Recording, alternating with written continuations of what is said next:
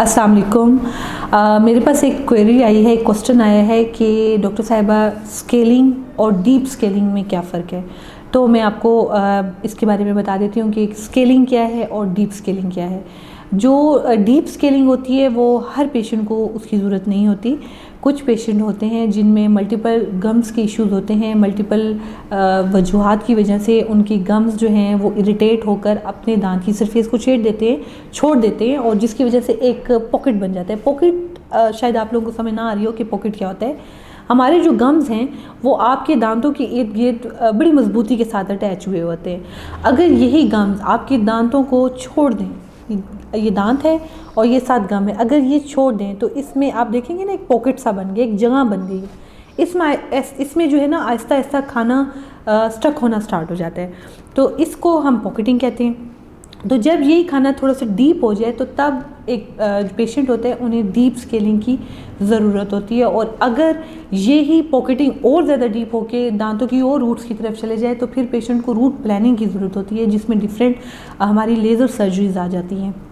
जो स्केलिंग होती है वो नॉर्मल इस गम्स के ऊपर आपके दांत के ऊपर कोई भी प्लाक है, कैलकुलस है, स्ट्रेन है, एवरीथिंग उसको रिमूव करने के लिए दांतों की इंटरडेंटल का ये मतलब होता है दो दांतों के दरमियान की में जो भी फूड पार्टिकल्स फंसे हुए हैं। और ये कब होता है? जब आप फ्लॉस यूज़ नहीं करते।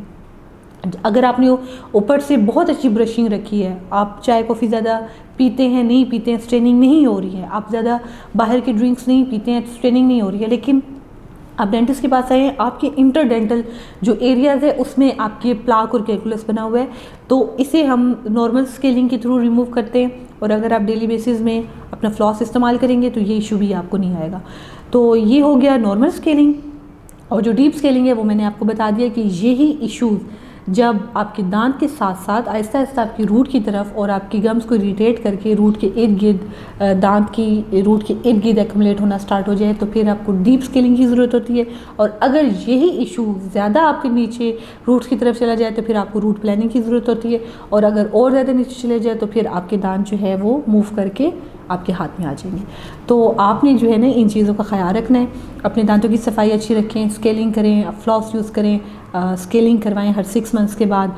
तो आप और दूसरी बात ये है कि ज़्यादा लोग जो है ना माउथ वॉश बहुत ज़्यादा इस्तेमाल करते हैं। माउथ वॉश का भी ज़्यादा इस्तेमाल नहीं रिकमेंडेड।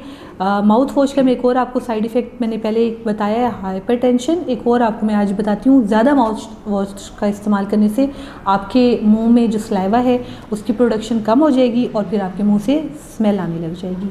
जी, अगर आपके मुंह में स्लाइवा कम होगा तो आपके मुंह से स्मेल आएगी, क्योंकि जो स्लाइवा है वो बहुत सारे रोल्स प्ले कर रहा है आपकी मुंह में। नंबर 1 वो आपके मुंह में जितने भी कुछ भी आप खाते हैं उसको वॉश आउट कर देता है, आपके दांतों के साथ नहीं रहने देता, आपके मुंह में जो है वो फ्रेशनेस रखता है। तो ये स्लाइवा के इंपॉर्टेंट फंक्शन है। इसके अलावा आपके फूड को चू करने में तो वो हेल्प करता ही करता है। तो ये कुछ चीज़ें हैं जो आपने अपने जहन में रखनी है ताकि ना सिर्फ आपके दांत अच्छे हों और बल्कि आपके मुंह से भी अच्छी खुशबू आए। Thank you so much. अल्लाह हाफ़िज़।